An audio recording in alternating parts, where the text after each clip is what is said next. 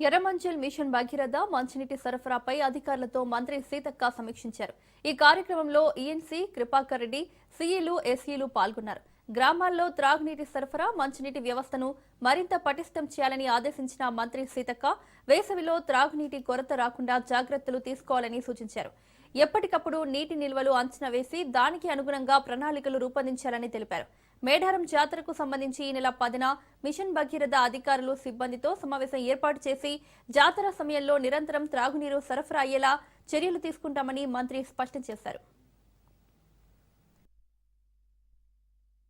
రాష్ట్రంలో ఉన్నటువంటి drinking water పరిస్థితిని సమీక్షించుకొని ఏం చేయాలనే ఉద్దేశంతో ఈ మీటింగ్ కు మిమ్మల్ని అందరినీ ఆహ్వానించడం జరిగింది. మీరందరూ సంతోషంగా ఉంటూ గ్రామాలలో మంచినీటి వ్యవస్థను ఇంకా పటిష్టం చేసుకునే విధంగా ముందు జాగ్రత్తతో, ముందు చూపుతో మన ప్రణాళికలు ఉండాలి. సమస్య వచ్చిన తర్వాత ఆదరా పోయి అక్కడ ఏదో చేద్దామంటే కష్టం. చాలా చోట్ల పంపు సెట్లు ఖరాబ్ అయినాయి, పాడైపోయినాయి. కాబట్టి ఈఎన్సీ గారు మీరు అది కూడా ఆ పెద్ద పైపులు ఎక్కడైతే పంప్ సెట్లు ఉన్నాయో వాటిని రిపేర్ చేసుకోవడం, దానికి ఏం కావాలి ఏంది అనేది కూడా గవర్నమెంట్ ముందు పంపండి, మా ముందు పంపండి. అది మనం కూడా ముందు పెట్టి దాన్ని తీసుకొద్దాం. ఎందుకంటే ఈ సంవత్సరం వర్షాలు బాగానే ఉన్నాయి, బట్ ఎండలు కూడా బాగా కనపడుతుంది, చలి కూడా బాగానే ఉంటుంది. పొద్దున్నాక ఎండ కొడుతుంది, సాయంత్రం అయితే చలి పెడుతుంది. అట్లనే మనకు కూడా మొన్నటిదాకా విపరీతంగా వర్షాలు పడ్డాయి. కానీ బాగా ఎండలు వచ్చిన తర్వాత తొందరగా డ్రై అయిపోతాయి, తొందరగా ఇంకిపోతాయి కదా నీళ్లు కూడా. కాబట్టి మనము ఇప్పుడున్న వాటర్ లెవెల్